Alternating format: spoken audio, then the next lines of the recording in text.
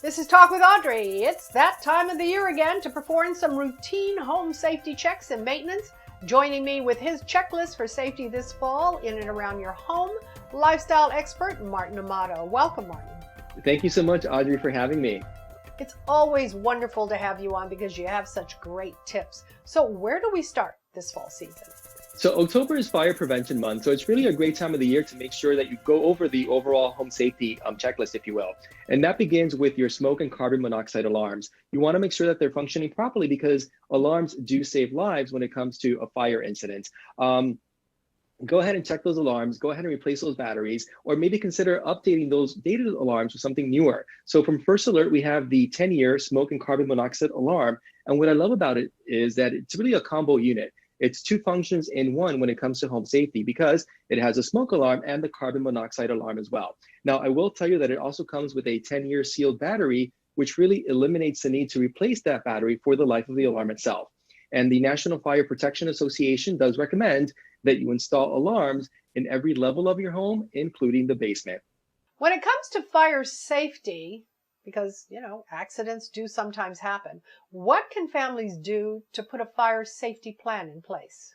Yeah, so you really want to, gather your family together, sit down, go over your fire escape route, where you should meet, what role each person plays, and really just like you have an alarm on every level of your home, you should also incorporate a fire extinguisher as part of your overall home safety plan. Once again, from First Alert, it's a trusted brand and name that we all recognize. We have the Home One fire extinguisher. And not only should you place it in every level of your home, just like with the alarms, you should also place them in rooms that have a higher risk, if you will, for fire incidents. And that would include a garage and also a kitchen.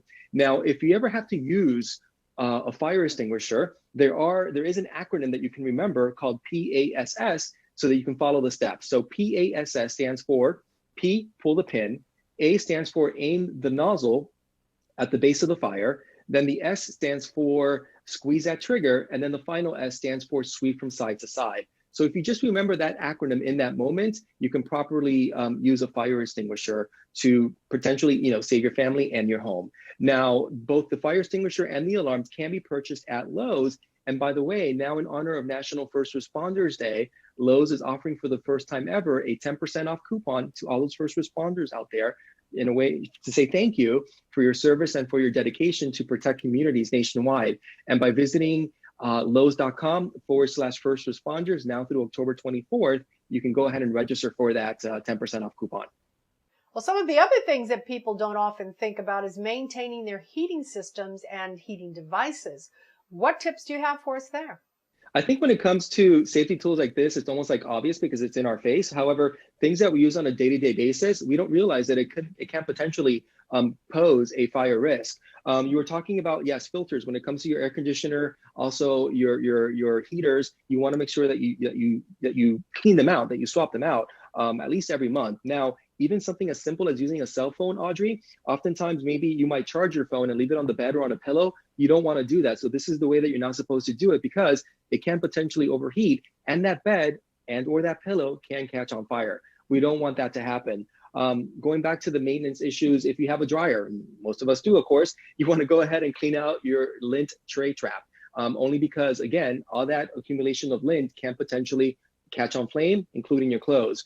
Your cords, make sure that they're organized. Make sure that you don't plug too many cords into the same outlet. It can overheat. And now, since we're in the fall season, I don't know about you, but I began decorating my house now for Halloween, going into Thanksgiving, going into the holiday months. Instead of using a real candle, again, a real flame can potentially be a fire risk. If you have small kids running around the house or even pets, opt for a flameless candle instead. You get the same look without the risk. Any advice for people who use space heaters and fireplaces?